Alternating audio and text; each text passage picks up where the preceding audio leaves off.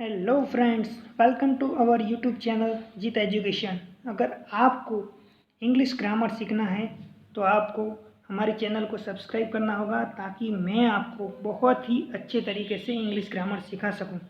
अगर आपको उसको बहुत ही इजी वे में सीखना है तो आप तुरंत ही मेरी चैनल को सब्सक्राइब कर लीजिए। ठीक है, आज मैं आपके लिए लाया हूँ इनडेफिनेट प्रोनाउन का वीडियो। ठीक है, प्रोनाउनों के मैंने फर्स्ट एंड सेकंड पार्ट बनाए हैं, वो आप देख लीजिए। उसमें मैंने प्रोनाउन अच्छी तरह से बताया हुआ है। आज का जो पार्ट है वो 3rd नंबर का पार्ट है और इस पार्ट में मैंने प्रोनाउन का एक टाइप लिया है जिसका नाम है इनडेफिनेट प्रोनाउन।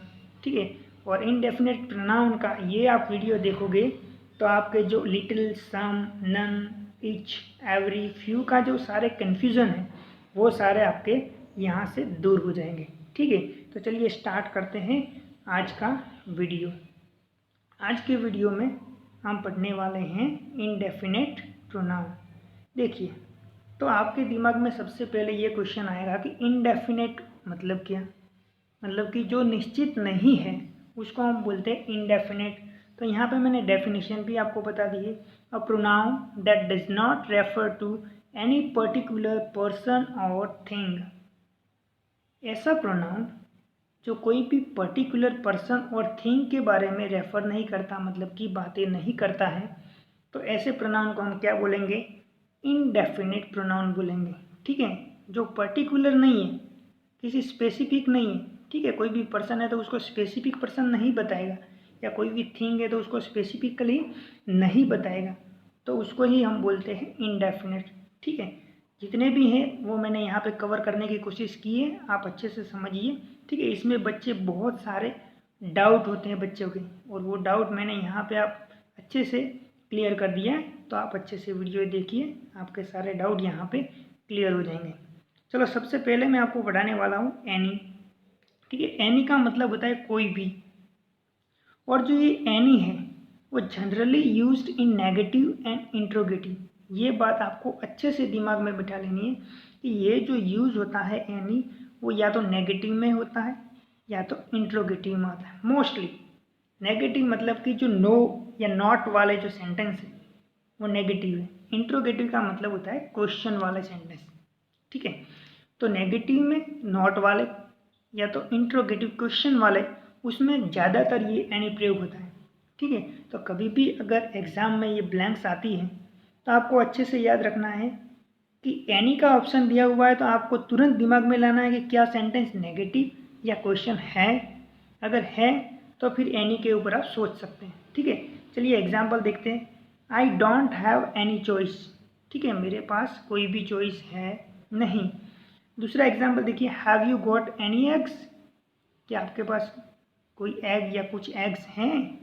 ठीक है, तो इस तरह से एनी हम प्रयोग करते हैं नेगेटिव में। यहाँ पे ये नेगेटिव है और ये क्वेश्चन है। ठीक है, अब देखिए आगे, एनी से हमने कुछ वर्ड्स बनाए, जैसे आपने पढ़े होंगे एनी वन, एनी बडी, एनीथिंग। ये एनी से ही बने हुए।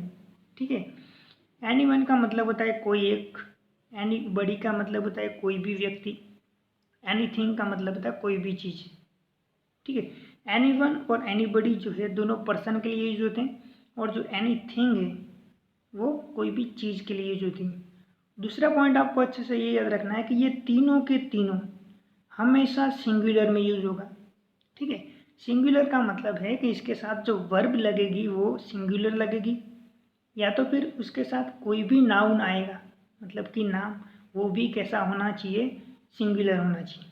ठीक है, चलिए देखते हैं एग्जाम्पल में। तो देखिए, फर्स्ट नंबर का एग्जाम्पल लिखा हो, is there anyone in the class. ठीक है, यहाँ पे आप देखिए एनीवन का प्रयोग किया गया है, लेकिन इसके साथ इज प्रयोग है, मतलब कि क्या है? Singular. Do you have anything to open the bottle. ठीक है, क्या आपके पास कुछ भी है जिससे मैं बोतल ओपन कर सकता हूँ? Anybody can help him. कोई भी हेल्प कर सकता है उसको। ठीक है, तो क्या याद रखना है? एनी वन, एनीबडी, एनीथिंग में सिंगुलर वर्ब, सिंगुलर नाउन। ठीक है, चलिए आगे देखते हैं। आगे जो है वो हम पढ़ने वाले हैं no one, none, nobody, nothing. No one या नन का मतलब था कोई भी नहीं, मतलब कि व्यक्ति के बारे में, पर्सन के बारे में। नोबडी का मतलब भी होता है कोई भी नहीं, यह भी व्यक्ति के लिए यूज होता है। और नथिंग जो है वो भी कोई भी नहीं या तो कुछ भी नहीं, ऐसा हम प्रयोग कर सकते हैं। लेकिन ये जो होता है वो चीज़ या मतलब कि थिंग के लिए यूज होता है। यहाँ पे भी आपको ये बात क्लियर कट याद रखनी है कि ये भी सिंगुलर के लिए ही यूज होगा। इसका मतलब क्या है? इसका मतलब कि इसके साथ जो वर्ब लगेगा वो सिंगुलर होगा और जो नाउन होगा वो भी कैसा होगा? सिंगुलर। ठीक है, सिंगुलर मतलब कि एक। लेकिन ये जो नन यहाँ पे आपको दिख रहा है वो दोनों में यूज होगा, सिंगुलर में भी एंड प्लूरल में भी। ठीक है, क्या आपको याद रखना है? नन जो है वो दोनों में यूज होता है, सिंगुलर में भी यूज होता है और प्लूरल में भी यूज होता है। चलिए देखते हैं एग्जाम्पल। सबसे फर्स्ट एग्जाम्पल में दिया हुआ है, no one answered me in the hall. Hall में मेरे को किसी ने आंसर दिया नहीं। None of this furniture is good. ठीक है, यहाँ पे नन जो देखो आप इज लगाया हुआ है, मतलब कि इसके साथ सिंगुलर में यूज हुआ है। ठीक है, थर्ड नंबर में देखो, nobody will sing a song. कोई भी गाना गाएगा नहीं। Nothing is impossible in the world. दुनिया में कोई भी कुछ भी इम्पॉसिबल नहीं है। क्यों? क्योंकि जो impossible word it self says that I am possible. Impossible word जो है वो खुद बोलता है कि मैं पॉसिबल हूँ। तो फिर दुनिया में कोई भी चीज़ पॉसिबल नहीं है, ऐसा तो है नहीं। सो देखते हैं आगे। ये हमने यहाँ तक पढ़ा नो वन, नो बडी, नथिंग के बारे में। ठीक है, आगे जो हमारा टॉपिक है वो देखते हैं सम। ठीक है, सम के बारे में आपने पढ़ा भी होगा। सम का मतलब होता है कुछ या थोड़ा सा। ठीक है, सम का मतलब क्या हुआ? कुछ या थोड़ा सा। अब देखिए कैसे, एग्जाम्पल में देखते, आई वॉन्ट सम मनी।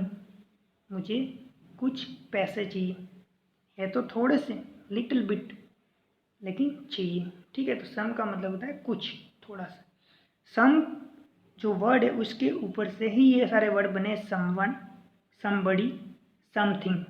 इनका मतलब क्या है? तो समवन का मतलब है कोई एक व्यक्ति, समबडी का मतलब है कोई एक व्यक्ति, और समथिंग का मतलब है कोई एक चीज़।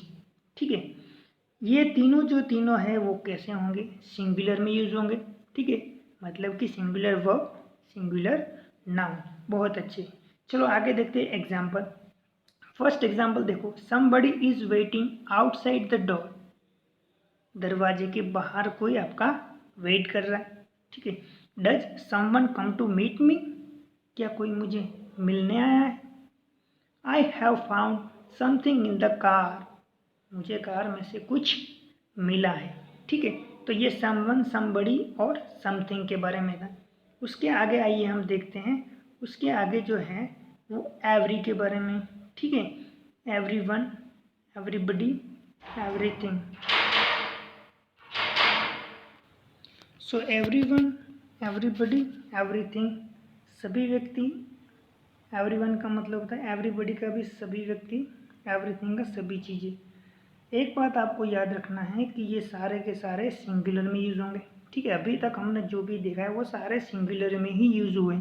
ठीक है, और दूसरा पॉइंट आपको ये बात रखना है कि सबकी बात हो रही है यहाँ पे। एवरी मतलब कि सबकी बात, लेकिन एक साथ नहीं, सबके बारे में पर्सनली। ठीक है, एक एक करके, इसीलिए यहाँ पे सिंगुलर में यूज हुआ है। ठीक है, एग्जाम्पल देखते हैं। Everyone sings a song. सभी ने गाना गाया, लेकिन एक एक करके। Everybody salutes the flag. सब ने फ्लैग को सैल्यूट किया। The government purchased everything from the farmers. Farmer के पास जो कुछ भी था, सब के सब मतलब कि सारा का सारा गवर्नमेंट ने परचेज कर लिया। तो ऐसे यूज होता है एवरीवन, एवरीबडी एंड एवरीथिंग। ठीक है, आगे हम देखते हैं। उसके आगे जो आप देख रहे हैं, ईच एंड एवरी, इस दोनों को साथ में मैं पढ़ाऊँगा क्योंकि एक जैसे। ठीक, ईच का मतलब होता है प्रत्येक, एवरी का मतलब होता है हर एक। ठीक है, डिफरेंस क्या है? डिफरेंस ये है कि ईच में सिंगल सिंगल बात होती, एवरी में कलेक्टिवली बात होती है। ठीक है, सारे के सारे, लेकिन होता तो सब में एक एक के, क्योंकि दोनों के दोनों जो है वो सिंगुलर में यूज होंगे। ईच एंड एवरी किस में यूज होने वाले हैं? सिंगुलर में। लेकिन ईच मतलब कि एक एक करके, एवरी का मतलब भी होता है एक एक करके, लेकिन यहाँ पे बात कलेक्टिवली होता है। ठीक है, एग्जाम्पल देखें, each one of you is special. ठीक है। Every morning I drink tea, यहाँ पे आप एवरी और ईच का प्रयोग देखें, ठीक है, आपको अच्छे से समझ में आ जाएगा। आगे हम देखते हैं ऑल। ऑल का मतलब होता है सब या सभी, और ऑल जो है वो प्लूरल में हमेशा यूज होता है, ठीक है। एग्जाम्पल देखें, all the boys were present in the class, ठीक है। वेर देख लीजिए आप, वर्ब प्लूरल है, बॉयज़ देख लीजिए प्लूरल है, ठीक है। तो ऑल का मतलब होता है सब या सभी की बात, ये आपको अच्छे से पता है, ठीक है। आगे देखें मैनी एंड मच, इस दोनों का मतलब होता है बहुत, लेकिन डिफरेंस क्या है? डिफरेंस ये है कि जो मैनी है वो काउंटेबल नाउन में, मतलब जिसको गिन सकते हैं उसमें यूज होता है, एंड मच जो है वो अनकाउंटेबल नाउन, मतलब कि जिसको हम गिन नहीं सकते उसमें यूज होता है। दूसरी बात, मैनी जो है वो उसके साथ प्लूरल वर्ब लगेगी, लेकिन जो मच है उसके साथ सिंगुलर वर्ब लगेगी, ठीक है। एग्जाम्पल देखें, आई हैव मैनी फ्रेंड्स, देखो फ्रेंड्स प्लूरल है कि नहीं, ठीक है। तो मैनी में प्लूरल है, मेरे पास बहुत सारे फ्रेंड्स हैं। I don't need much milk, मुझे थोड़ा सा मिल्क नहीं चाहिए। तो ये हुआ आपका मैनी और मच का प्रयोग, ठीक है। तो ये आप सारे के सारे जो अभी हमने पढ़े वो सारे क्या थे? Indefinite pronoun. इसका मतलब कि ये डेफिनेट नहीं है, ये किसी स्पेशल या किसी स्पेसिफिक चीज़ या पर्सन के बारे में बात नहीं करेंगे, ये सब के सब इनडेफिनेट है, अनस्पेसिफिक है, ठीक है। तो आई होप कि आपको ये अब पता चल गया होगा सारा का सारा इनडेफिनेट प्रोनाउन के बारे में। आगे का मैं वीडियो बनाऊंगा, तब तक के लिए धन्यवाद, खुश रहिए।